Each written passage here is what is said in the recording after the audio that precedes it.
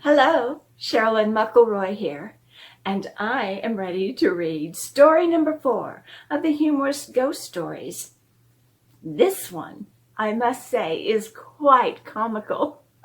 So if I laugh in the middle, around and through it, I hope you laugh with me because this one really is quite funny.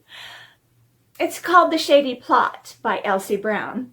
And without further ado, shall we get started? So I sat down to write a ghost story. Jenkins was responsible. "Hallock," he had said to me, "give us another on the supernatural this time. Something to give them the horrors. That's what the public wants. And your ghosts are live propositions." Well, I was in no position to contradict Jenkins, for as yet his magazine had been the only one to print my stuff. So I had said, "Precisely," in the deepest voice I was capable of, and had gone out. I hadn't the shade of an idea, but at the time that didn't worry me in the least. You see, I had often been like that before, and in the end, things had always come my way. I didn't in the least know how or why.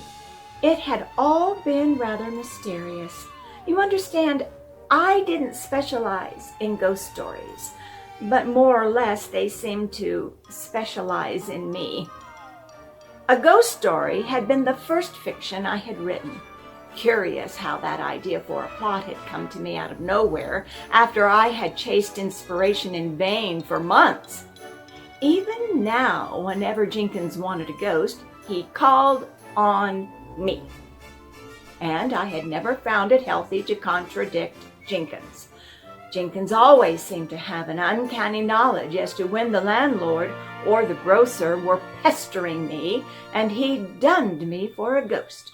And somehow I'd always been able to dig one up for him, so I began to get a bit cocky as to my ability. So I went home and sat down before my desk and sucked at the end of my pencil and waited. But nothing happened. Pretty soon my mind began to wander off on other things, decidedly unghostly and material things, such as my wife's shopping and how on earth I was going to cure her of her alarming tendency to take every new fad that came along and work it to death. But I realized that would never get me any place. So I went back to staring at the ceiling. "This writing business is delightful, isn't it?" I said sarcastically at last, out loud too. You see, I had reached the stage of imbecility when I was talking to myself. "Yes," said a voice at the other end of the room. "I should say it is." I admit, I jumped. Then I looked around. It was twilight by this time, and I had forgotten to turn on the lamp. The other end of the room was full of shadows and furniture. I sat staring at it and presently noticed something just taking shape. It was exactly like watching one of these moving picture cartoons being put together. First, an arm came out, then a bit of sleeve of a stiff white shirtwaist, then a leg and a plaid skirt, until at last there she was complete, whoever she was. She was long and angular, with enormous fishy eyes behind big bone-rimmed spectacles, and her hair in a tight wad at the back of her head. Yes, I seemed to be able to see right through her head. And a jaw. Well, it looked so solid that for the moment I began to doubt my very own senses and believe she was real after all. She came over and stood in front of me and glared. Yes, positively glared down at me. although, to my knowledge, I had never laid eyes on the woman before, to say nothing of giving her cause to look at me like that. I sat still, feeling pretty helpless, I can tell you, and at last she barked. "What are you gaping at?" I swallowed, though I hadn't been chewing anything. "Nothing," I said. "Absolutely nothing. My dear lady, I was merely waiting for you to tell me why you had come. And excuse me, but do you always come in sections like this? I should think your parts might get mixed up sometimes." "Didn't you send for me?" she crisped. Imagine how I felt at that. Why, no. I don't seem to remember. Look here, haven't you been calling on heaven and earth all afternoon to help you write a story? I nodded, and then a possible explanation occurred to me, and my spine got cold. Suppose this was the ghost of the stenographer applying for a job. I had had an advertisement in the paper recently. I opened my mouth to explain that the position was filled, and permanently, but she stopped me.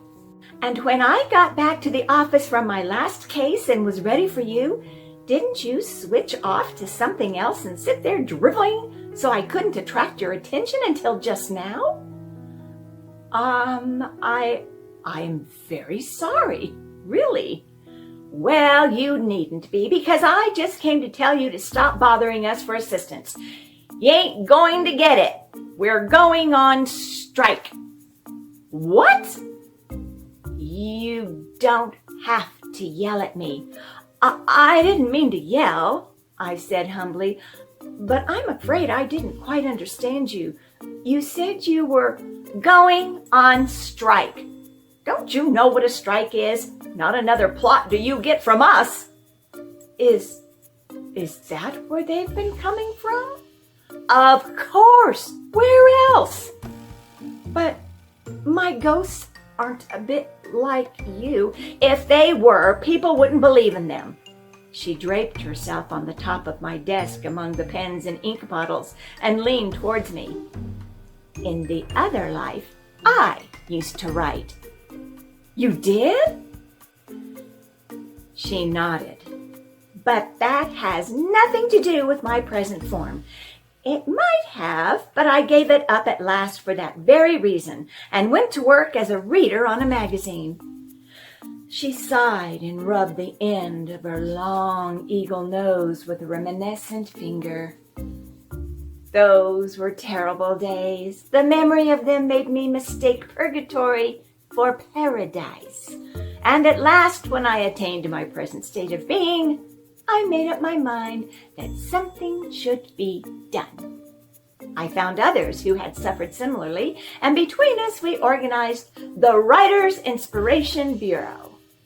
We scout around until we find a writer without ideas and with a mind soft enough to accept impression. The case is brought to the attention of the main office, and one of us is assigned to it. When that case is finished, we bring in a report." "But I never saw you before, and you wouldn't have this time if I hadn't come to announce the strike. Many a time I've leaned on your shoulder when you thought you were thinking hard." I groaned and clutched my hair. The very idea of that horrible scarecrow so much is touching me. And wouldn't my wife be shocked? Ooh, I shivered. "But," she continued, "that's at an end. We've been called out of our beds a little too often in recent years, and now we're through." "But, my dear madam, I assure you I have had nothing to do with that. I hope I'm properly grateful and all that, you see." "Oh, it isn't you," she explained patronizingly. "It's those Ouija board fanatics. There was a time when we had nothing much to occupy us and used to haunt a little on the side, purely for amusement. But not anymore. We've had to give up haunting almost entirely. We sit at a desk and answer questions now. And such questions! She shook her head hopelessly, and taking off her glasses, wiped them and put them back on her nose again. But what have I got to do with this? She gave me a pitying look and rose. You're to exert your influence. Get all your friends and acquaintances to stop using the Ouija board, and then we'll start helping you write. But there was a footstep outside my door. John! Oh, John! Called the voice of my wife. I waved my arms at the ghost with something of emotion of a beginner when learning to swim. Madam, I must ask you to leave, and at once. Consider the impression if you were seen here. The ghost nodded and began, very sensibly, I thought, to demobilize and evaporate. First, the brogans on her feet grew misty until I could see the floor through them. Then the affections spread to her knees and gradually extended upward. By this time, my wife was opening the door. Don't forget the strike, she repeated, while her lower jaw began to disintegrate. And as my Lavinia crossed the room to me, the last vestige of her ear faded into space. John, why in the world are you sitting in the dark? Just thinking, my dear. Thinking rubbish. You were talking out loud.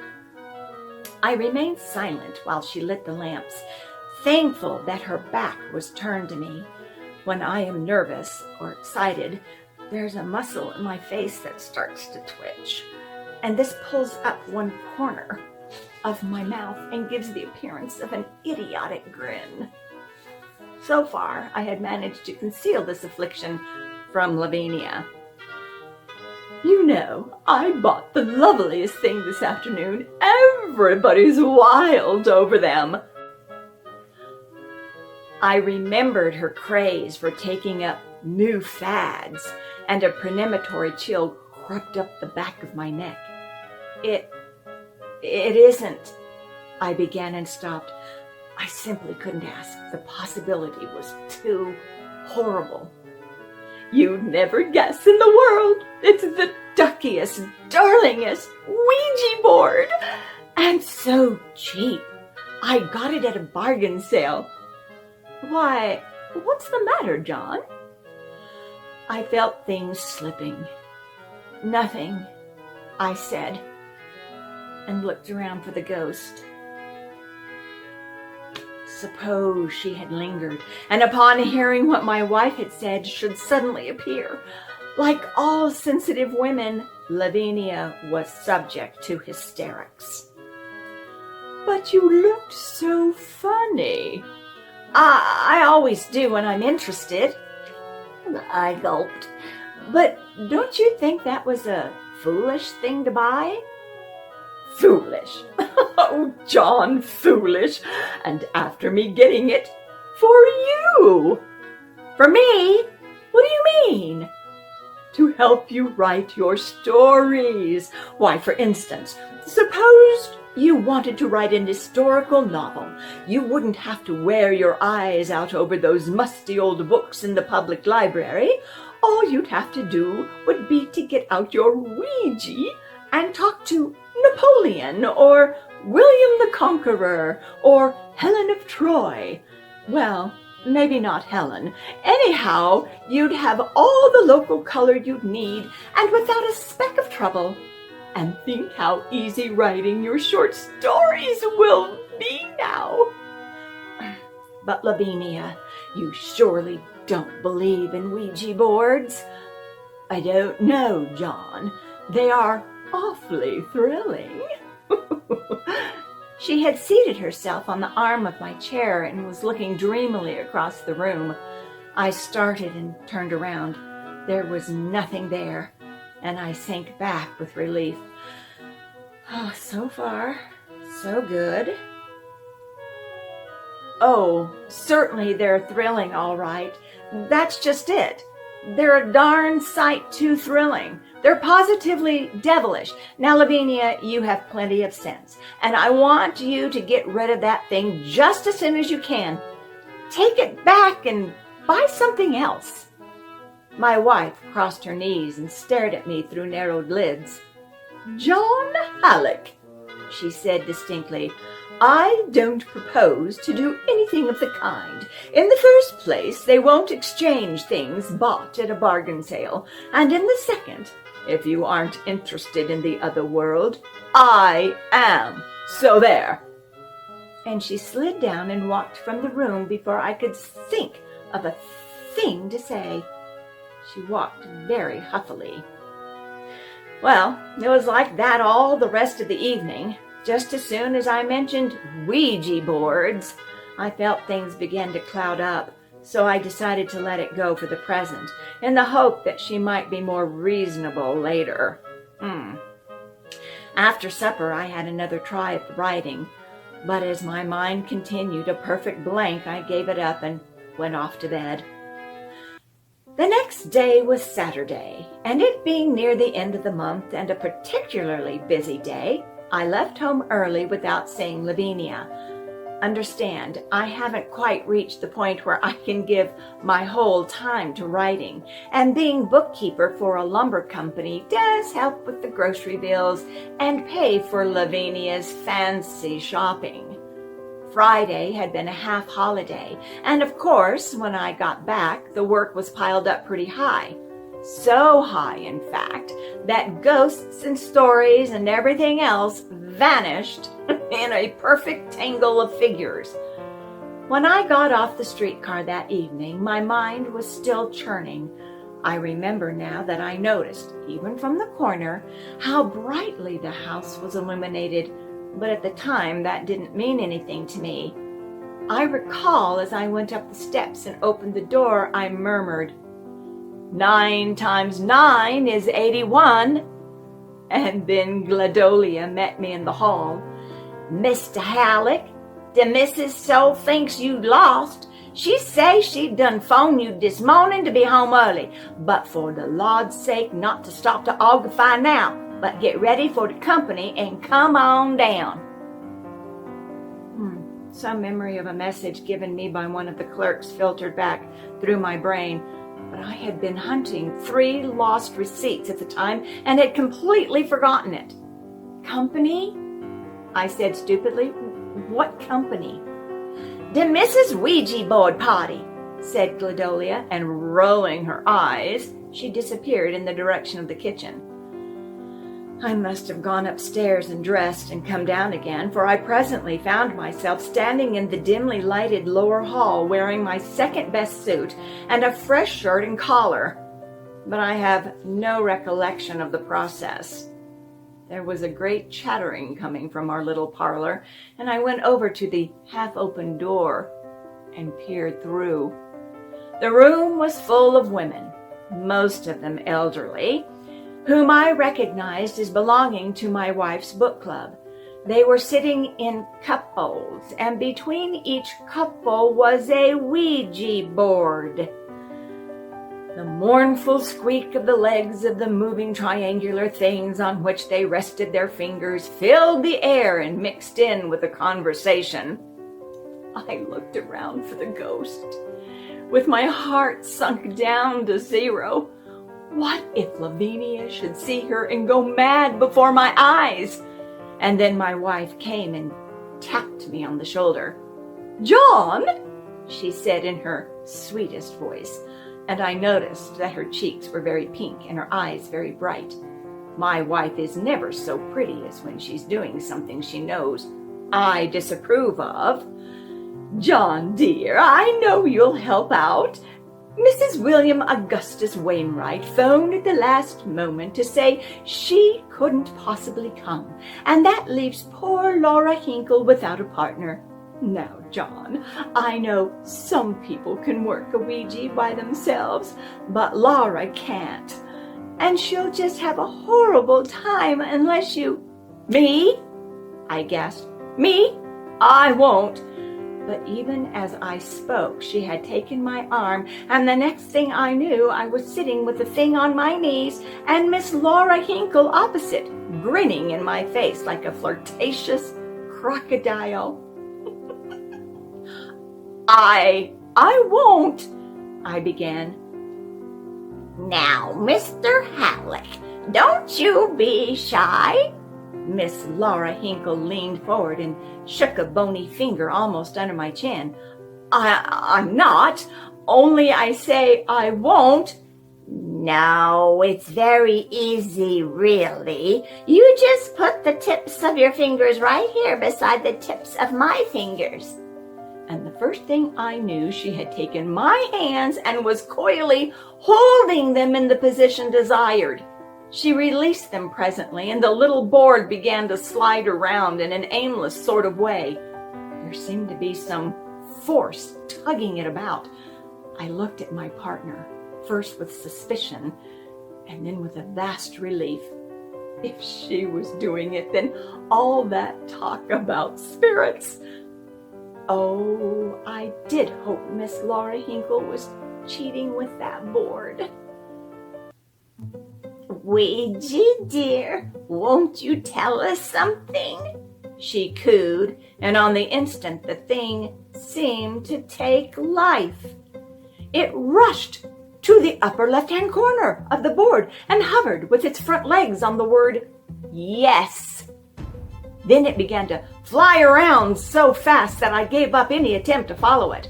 My companion was bending forward and had started to spell out loud, "TRAITOR.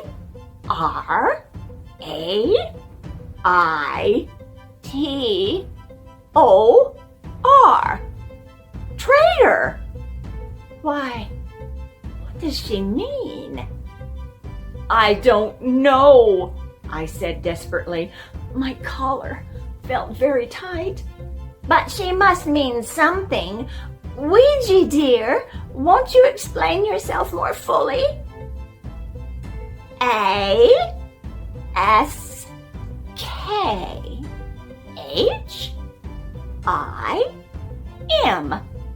Ask him. "Ask who, Ouija?" I'm going." I choked and tried to get up, but my fingers seemed stuck to that dreadful board, and I dropped back again. Apparently, Miss Hinkle had not heard my protest. The thing was going around faster than ever, and she was reading the message silently, with her brow corrugated, and the light of the huntress in her pale blue eyes. "Why, she says it's you, Mr. Hallock. What does she mean? Ouija, won't you tell us who is talking?" I groaned, but that inexorable board continued to spell. I always did hate a spelling match. Miss Hinkle was again following it aloud. HELEN. Helen. She raised her voice until it could be heard at the other end of the room. "Lavinia, dear, do you know anybody by the name of Helen?" "By the name of— I can't hear you." And my wife made her way over to us between the book club's chairs. "You know, the funniest thing has happened," Lavinia whispered excitedly. "Someone had been trying to communicate with John through Mrs. Hunt's and Mrs. Sprinkle's Ouija. Someone by the name of Helen." "Why, isn't that curious?" "What is?" Mrs. Hinkle simpered. "Someone giving the name of Helen has just been calling for your husband here." "But we don't know anyone by the name of Helen. Lavinia stopped and began to look at me through narrowed lids, much as she had done in the library the evening before. And then, from different parts of the room, other manipulators began to report. Every plagued one of those 5 Ouija boards was calling me by name. I felt my ears grow crimson, purple, maroon. My wife was looking at me as though I were some peculiar insect. The squeak of Ouija boards and the murmur of conversation rose louder and louder, and then I felt my face twitch in the spasm of that idiotic grin. I tried to straighten my wretched features into their usual semblance of humanity. I tried, and "Doesn't he look sly?" said Miss Hinkle, and then I got up and fled from the room. I do not know how that party ended. I do not want to know. I went straight upstairs and undressed and crawled into bed, and lay there in the burning dark while the last guest gurgled in the hall below about the wonderful evening she had had. I lay there while the front door shut after her, and Lavinia's steps came up the stairs and past the door to the guest room beyond. And then, after a couple of centuries elapsed, the clock struck 3 and I dozed off to sleep. At the breakfast table the next morning, there was no sign of my wife. I concluded she was sleeping late, but Gladolia, upon being questioned, only shook her head, muttered something, and turned the whites of her eyes up to the ceiling. I was glad when the meal was over and hurried to the library for another try at that story. I had hardly seated myself at the desk when there came a tap at the door and a white slip of paper slid under it. I unfolded it and read, "Dear John, I am going back to my grandmother. My lawyer will communicate with you later." "Oh," I cried. "Oh, I wish I was dead!" "And that's exactly what you ought to be," said that horrible voice from the other end of the room. I sat up abruptly. I had sunk into a chair under the blow of the letter. Then I dropped back again, and my hair rose in a thick prickle on the top of my head. Coming majestically across the floor toward me was a highly polished pair of thick laced shoes. I stared at them in a sort of dreadful fascination, and then something about their gait attracted my attention, and I recognized them. "See here," I said sternly, "what do you mean by appearing here like this?" "I can't help it," said the voice, which seemed to come from a point about 5.5 feet above the shoes.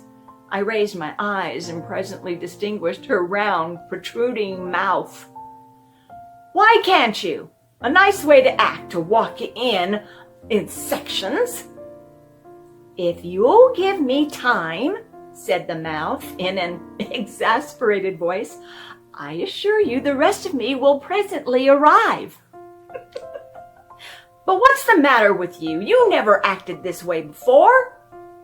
She seemed stung to make a violent effort, for a portion of a fishy eye and the end of her nose popped into view with a suddenness that made me jump. "It's all your fault." She glared at me, while part of her hair and her plaid skirt began slowly to take form. "My fault? Of course! How can you keep a lady up working all night and then expect her to retain all her faculties the next day? I'm just too tired to materialize." "Then why did you bother?" "Because I was sent to ask when your wife is going to get rid of that Ouija board." "How should I know? I wish to heaven I'd never seen you," I cried. "Look what you've done. You've lost me my wife. You've lost me my home and happiness. You've... "Mr. Hallock," came from the hall outside. "Mr. Hallock, is gwine to quit. I don't like no hoodoos. And the steps retreated. You've lost me my cook. I didn't come here to be abused, said the ghost coldly. And then the door opened and Lavinia entered. She wore the brown hat and coat she usually travels in and carried a suitcase which she set down on the floor. That suitcase had an air of solid finality about it, and its lock leered at me bressily. I leaped from my chair with unaccustomed agility and sprang in front of my wife. I must conceal that awful phantom from her at any risk. She did not look at me, or, thank heaven, behind me, but fixed her injured gaze upon the wastebasket, as if to wrest dark secrets from it. I have come to tell you that I am leaving, she staccatoed. Oh, yes, I agreed, flapping my arms about to attract attention from the corner. That's fine, great! So, you want me to go, do you? She demanded. Sure, yes, right away. Change of air will do you good. I'll join you presently. If only she would go till Helen could depart. I'd have the devil of a time explaining afterward, of course. But anything would be better than to have Lavinia see a ghost. Why, that sensitive little woman couldn't bear to have a mouse say boo at her. And what would she say to a ghost in her own living room? Lavinia cast a cold eye upon me. You are acting very queerly, she sniffed. You are concealing something from me. Just then the door opened and Gladolia called, Miss Hallock, I've come to tell you I've done left this place. My wife turned her head a moment. But why, Gladolia? I ain't staying round no place, long with them Ouija board contraptions. I'm scared of hoodoos. I's done, I is. Is that all you've got to complain about? Lavinia inquired. Yes, ma'am. All right, then. Go back to the kitchen. You can use the board for kindling wood. Who? Me touch that thing? No, ma'am, not me. I'll be the one to burn it, I shouted. I'll be glad to burn it. Gladolia's heavy steps moved off kitchenward. Then my Lavinia turned waspily to me again. John, there's not a bit of use trying to deceive me. What is it you are trying to conceal from me? Who, me? No, I lied elaborately, looking around to see if that dratted ghost was concealed enough. She was so big, and I'm rather a smallish man. But that was a bad move on my part. John, Lavinia demanded like a ward boss, you're hiding somebody in here. Who is it? I only waved denial and gurgled in my throat. She went on. It's bad enough to have you flirt over the Ouija board with that hussy. Oh, the affair was quite above board, I assure you, my love, I cried, leaping lithely about to keep her from focusing her gaze behind me. She thrust me back with sudden muscle. I will see who's behind you. Where is that Helen? Me? I'm Helen, came from the ghost.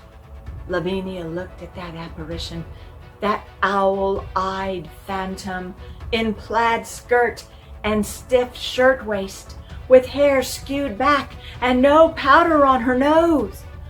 I threw a protecting husbandly arm around her to catch her when she should faint, but she didn't swoon. A broad, satisfied smile spread over her face. I thought you were Helen of Troy, she murmured. I used to be Helen of Troy, New York, said the ghost, and now I'll be moving along if you'll excuse me. See you later. With that, she telescoped briskly till we saw only a hand, waving farewell. My Lavinia fell forgivingly into my arms. I kissed her once or twice fervently, and then I shoved her aside, for I felt a sudden strong desire to write. The sheets of paper on my desk spread invitingly before me. "I've got the bulliest plot for a ghost story!" I cried. The end.